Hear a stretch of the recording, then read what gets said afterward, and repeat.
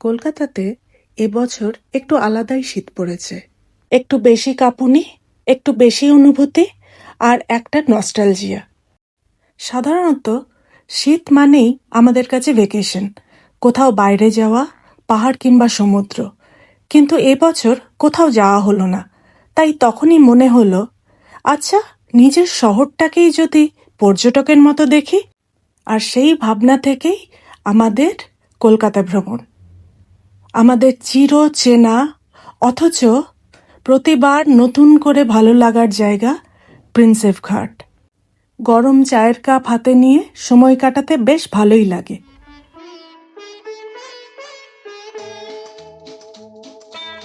শীতের সকালে হুগলি নদীর ধারে দাঁড়িয়ে যখন ঠান্ডা হাওয়া গায়ে লাগে, তখন মনে হয় যেন সময় থমকে গেছে।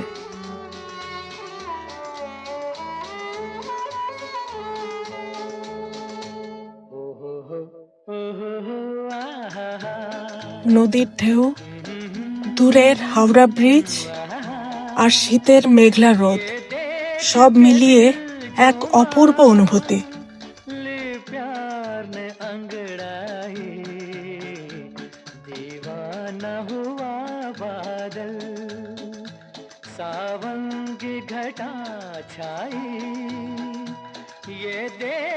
নৌকা ভ্রমণের পর একটু হালকা খাওয়া দাওয়া, একটা সুন্দর সাজানো গোছানো রেস্টুরেন্ট, বাগিচা।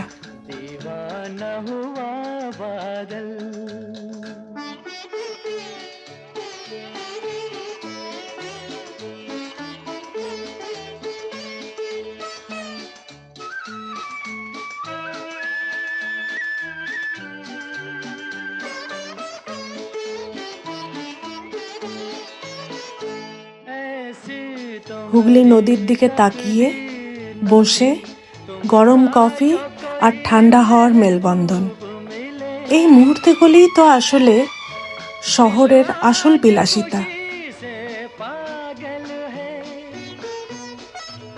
এই শীতের ঝিরঝিরে হাওয়া আমাদের দিনটাকে একটা আলাদাই মাত্রা এনে দিল। আর গরম কফির সাথে আমরা ঠিক করে নিলাম আগামী দিনে আমাদের ঘুরতে যাওয়ার প্ল্যানটা কোথায় হতে চলেছে। সন্ধে হয়ে আসছে আর বেশ ভালো ঠান্ডা লাগছে, তাই আর বেশিক্ষণ এখানে না থেকে আমরা বাড়ির রাস্তা ধরলাম। সকাল থেকে বেরিয়ে বেশ ভালোই টায়ার্ড হয়ে পড়েছি, আবার কালকেও বেরোতে হবে, ট্যুরিস্ট বলে কথা। আমাদের পরের দিনের গন্তব্য ছিল কলকাতার ময়দান। চারিদিকে খোলা আকাশ, সবুজের বিস্তার আর সেই চেনা অথচ ভুলে যাওয়া প্রশান্তি। এই দিনটায় আমি পরে নিয়েছিলাম আমার বহুদিন আগের ফার ওভারকোট। এটি আমি অনেক বছর আগে ইউএসএতে থাকার সময় কিনেছিলাম। সেই সময় ভাবিও নি একদিন কলকাতার শীতে এগুলি আবার নতুন গল্প তৈরি করবে আমার জীবনে। কলকাতার শীতকে মানানোর জন্য ফুল অন প্রস্তুতি, যদিও একটু বেশিই বাড়াবাড়ি। আবার মাথায় একটা উলেন হ্যাট, মনে হচ্ছে এক্ষুনি যেন বরফ পড়বে। ট্যুরিস্টের মতো যখন কলকাতা ভ্রমণে বেরিয়েছি, তখন ফটোশ্যুট তো করতেই হবে, আবার চায়ের কাপ হাতে নিয়ে। আর আজকের সবচেয়ে রাজকীয় অভিজ্ঞতা, ভিক্টোরিয়া মেমোরিয়ালের চত্বরে ঘোড়ার গাড়ি সফর। শহর জুড়ে যেন চারপাশে ঐতিহাসিক স্থাপত্য, শীতের রোদ আর ঘোড়ার টকবক শব্দ। কখনো নেমে আসে অচেনা প্যারাশুট, তোমাকে ভালোবেসে।